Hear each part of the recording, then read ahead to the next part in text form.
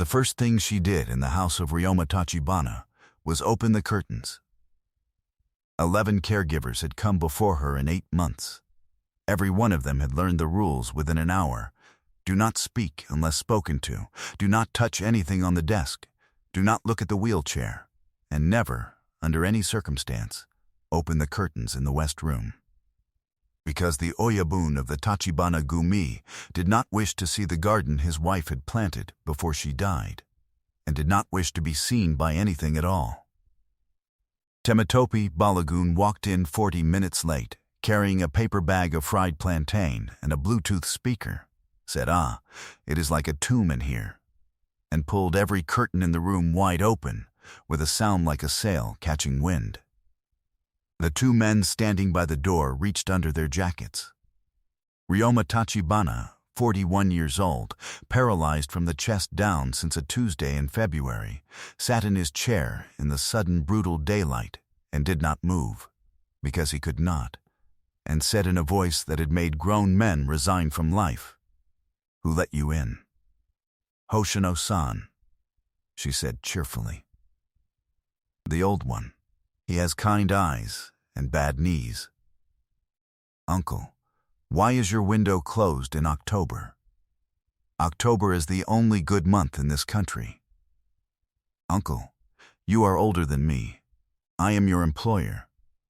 For today, Tami agreed, setting the plantain down on the desk nobody was allowed to touch.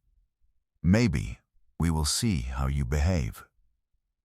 That was the first 90 seconds. Hoshino, the house steward, stood in the hallway with his hand over his mouth like a man watching a car accident he had personally arranged, which in fact he had. She was 33, Nigerian, from Lagos, 10 years in Japan. She had trained as a trauma nurse and then specialized in spinal rehabilitation, and she had learned her Japanese in Osaka, working night shifts, which meant that she spoke to one of the most feared men in Kobe in blunt, elbowing Kansai dialect, the way a fishmonger talks to a regular who owes her money. Every man in that house heard it. Not one of them knew where to put their eyes. The agency had sent her file over with a note that said, in careful language, "This candidate has an unconventional manner but exceptional outcomes." Hoshino had read the outcomes twice and hired her without asking anyone. By the end of the first day, she had broken every rule in the house. She played music loudly out of the little speaker while she worked, horns and drums and a woman singing in Yoruba, in a room that had held nothing but the sound of a ventilator fan and a clock for 8 months. She called the wheelchair Kenji on the grounds that everything you have to live with deserves a name. She informed a lieutenant of the Tachibana Gumi that he could not walk on her clean floor in outdoor shoes, and the man who had done 11 years in Fuchu prison took off his shoes. And at 7 o'clock, she put a bowl of rice porridge on the table in front of Ryoma, wrapped a padded cuff around his right hand, wedged a spoon into it, and sat down across from him with her chin on her fists. The other 11 had fed him. "I can't," he said. "Okay," she said, and did not move. "You are being paid to. I am being paid to keep you alive and improve your function," Tami said. "You have a C6 injury and partial wrist extension, which means the spoon is possible and slow and humiliating." "Yes, it is all 3. I have read your chart. I have not read anywhere that you are a man who stops because something is humiliating." The bowl went cold. She warmed it again and put it back. He got 2 spoonfuls to his mouth in 50 minutes, most of it on his shirt, and when he finally slammed the cuffed hand down and told her to get out of his house, she stood, packed her speaker, and said, "Tomorrow, 7 o'clock. Wear a shirt you do not love." She came back the next morning at 7:45. Late again. In the second week, she wheeled him out of the house. She did it the way she did everything, which was to announce it as though it had already been decided by a higher authority. He said no. She said the ramp was already built, which it was, because she had asked Hoshino for a carpenter on her third day and had not mentioned it to anyone since. He said no again, with a specific flat finality that had ended discussions in that house for a decade. She put a blanket over his knees, told the 2 guards to bring their own umbrellas, and pushed him out the front door into the street. It was 400 meters to the corner and back. A woman with a shopping bag looked at him. A child on a bicycle looked at him.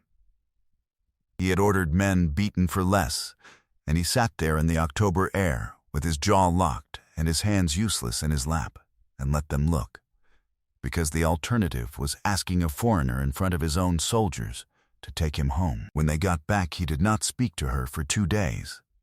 On the 3rd day he asked, without looking up, what time they were going out. That is how it went for 3 weeks, and if you had watched it from the doorway, you would have called it chaos. And you would have been wrong.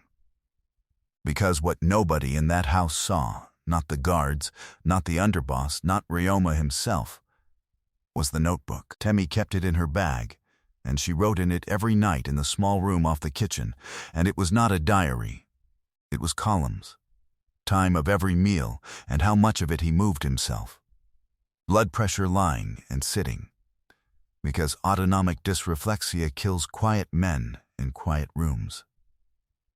Skin checks, bowel program, spasticity, hour by hour, on a scale she had used for 9 years. And in the last column, every day, 1 line in English, what he did today that he did not do yesterday. Day 4, held cup 8 seconds. Day 9, shouted at me. Good. Voice from the diaphragm. Day 14, sat unsupported 40 seconds. Says it is nothing. Day 19, left foot moved when I scratched the arch. He did not notice. I did. She read that entry 3 times, put her pen down, and sat very still in the dark kitchen for a long while. Because a C6 complete injury does not do that. And she had been given a chart that said complete. The next morning she was in the West Room at 6, an hour early for the first time, going through the medication log with a face that none of them had seen on her yet. He watched her from the bed. You are quiet. I am reading. You are never quiet. Uncle, please shut up for 4 minutes. He shut up, mostly because of the shock. The chart said he received a nightly injection for spasticity, prescribed by a Dr. Anzai, delivered by a service that came at 11 at night when the house was asleep. Temi had noticed in week 1 that Ryoma was fog until noon every day, slurring, sluggish, unable to hold his own head up until after lunch, and she had assumed poor sleep or depression or both. She had adjusted the schedule around it. She had been treating a man for 4 hours a day and losing him for the other 20. That night, she did not go home. She sat in the dark hallway outside his room in her coat, and at 4 minutes past 11, a man in medical whites came up the stairs with a case, and she stood up and turned the light on. "Show me the vial," she said. He was fired the same week. So was Dr. Anzai's arrangement, and so was the service. And by Friday, Tami Balogun was standing in a room with 8 men in dark suits telling the second-in-command of the Tachibana Gumi to his face that somebody had spent 8 months making sure his boss stayed comfortable, agreeable, and horizontal. Katsuhiro Ozaki was 50. He had been at Ryoma's side for 20 years. He had carried him out of the parking garage in February with his own hands, bleeding, screaming into a phone, and everyone in the organization knew that story because Katsu told it well and often. "The nurse is confused," Katsu said, smiling. "This is a medical matter. She is a foreigner. She does not understand how things are done." "I understand a signature," Temi said, and put the requisition ledger on the table. The room got very quiet. "Hoshino," 71 years old, wheeled Ryoma in through the far door. It was the first time he had left the West Wing in 8 months. He was in a dark gray suit, because Tami had spent 40 minutes getting him into it, and had told him, when he asked why it mattered, that a man cannot fight a war in pajamas. He looked at the ledger. He looked at Katsu. He did not raise his voice. 20 years, he said. Ryoma, you did not want the seat, Ryoma said slowly. I could believe that of you. You never wanted the seat. His breath was short, his diaphragm tired quickly, and everyone heard it, and nobody moved. You wanted me here, alive, and quiet, and grateful, and asleep by 11. Katsu's smile came off his face in pieces. Somebody has to run it, he said finally. Look at you.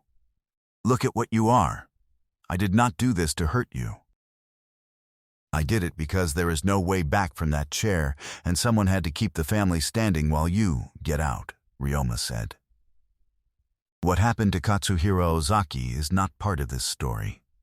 He left the house on his own feet, which was more than some expected, and he did not come back. What matters is what happened after. In the West Room, when the men were gone, and it was just the two of them, and the curtains open on a garden nobody had tended since February. Ryoma said, Why did you sit in the hallway that night? Because you are slow in the morning, and it is not depression, Tami said. And because of your foot. What about my foot? So she told him. That 2 weeks earlier his left foot had moved, and that a complete injury does not do that, and that a man who is drugged into a fog every night for 8 months is a man who never once had a clean neurological examination after the swelling went down. She told him she had already called a specialist in Osaka. She told him not to hope. In those exact words, do not hope. Uncle, hope is a bad drug. We will simply find out. And then she left the room fast, because her voice had done something at the end of the sentence that she did not want him to see. He found her in the kitchen 20 minutes later. She had cried and stopped and was chopping onions with unnecessary violence.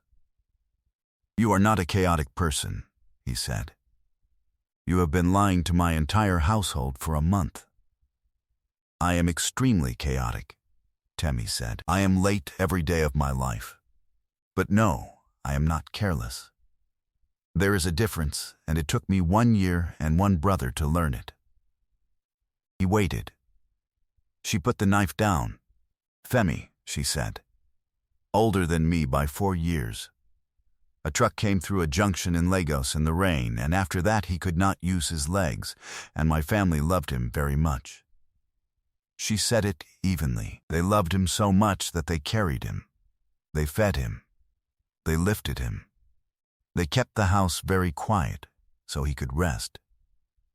Nobody let him be angry, and nobody let him fail at anything, and nobody made him do one single hard thing ever again, because they could not bear to watch it. And in 14 months, he was dead, and the death certificate said sepsis. And that is true, and it is also not the reason. The kitchen clock ticked. Everyone was so gentle with him, she said. Gentle is not the same as kind. Gentle killed my brother.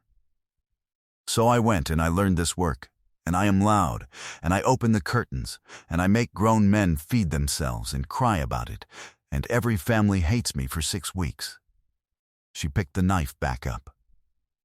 And then they stop hating me. Mostly, Ryoma Tachibana looked at the woman who had come into his house 40 minutes late with fried plantain, and had, without asking anyone's permission, refused to let him die politely. You are still not allowed to touch my desk, he said. Your desk is disgusting, uncle. The specialist in Osaka took 4 hours and a great deal of equipment, and came back with a word that changed the shape of the next 2 years. Incomplete. Not much. Some preserved motor pathway on the left, some sensation below the level. The kind of finding that in month 1 might have meant an aggressive rehabilitation program, and in month 9 meant a much harder, much longer, much less certain road that most people never bother to walk. He walked it, not gracefully. There is nothing graceful about it, and anyone who tells that story with music behind it is lying. There were 14 months of a routine that started at 6 in the morning and hurt, and a pressure sore in March that put him in bed for 5 weeks and undid half of it. And one night in the second winter when he told her, with total calm, that he had been keeping some of what he was given instead of taking it, and that he had been keeping it for a while. She did not lecture him. She did not call anyone. She sat down on the floor beside the chair, in her coat, and said, "Okay, tell me about it." They talked until 4 in the morning. In the morning, she made a phone call to a psychiatrist in Kobe who had worked with spinal patients for 30 years, and she went with him to the first 6 appointments and sat in the waiting room reading gossip magazines and eating from a paper bag, and never once mentioned it to another soul in that house. That is the part the men in the dark suits never knew about their oyabun, and never will, and the rest of it, the household saw. They saw a crime boss on a mat on the floor of a converted West room with his forearms shaking, doing the same transfer for the 90th time, while a Nigerian woman played horn music at an unreasonable volume and counted in Yoruba and told him his form was embarrassing. They saw him get furious and throw a water bottle at the wall. They saw him laugh, actually laugh, out loud, the sound so foreign in that house that a guard came running. The day she tripped over her own speaker cable and went down flat on her back and lay there saying, "Do not look at me. Nobody look at me." They saw the garden get weeded because she decided it needed weeding and then made him supervise it from the veranda and then made him hold the trowel. And then somehow, over one entire spring, made it his garden. 16 months after she opened those curtains, in a rehabilitation gym in Osaka, with rain on the high windows, Ryoma Tachibana stood up between a set of parallel bars, on 2 braced legs and 2 shaking arms, and held it for 9 seconds. He would never walk the way he had walked in February. He knew that. He had known it for a year. 9 seconds was not a miracle, and no one in that room pretended it was. Tami Balogun stood 4 feet away with her hands over her mouth and tears running down her face, and said, furiously, "I am not crying. It is the air conditioning. Do not look at me." And Ryoma, breathing hard, holding himself up on the bars, said in the blunt Osaka dialect she had accidentally taught him over a year and a half of arguing about porridge, the way a fishmonger talks to a regular who owes her money. "Then stop standing in front of me, woman. I am trying to see the door." She laughed so hard she had to sit down on the floor. Hoshino, 73 years old now, watched from the doorway and thought about the day he had read a file that said unconventional manner, exceptional outcomes, and had hired a woman he had never met without asking permission from anyone, and had gone to bed that night fully, expecting to be dismissed by morning. She still shows up late. Every single day, he has stopped mentioning it, mostly, and the curtains in the West room have not been closed since.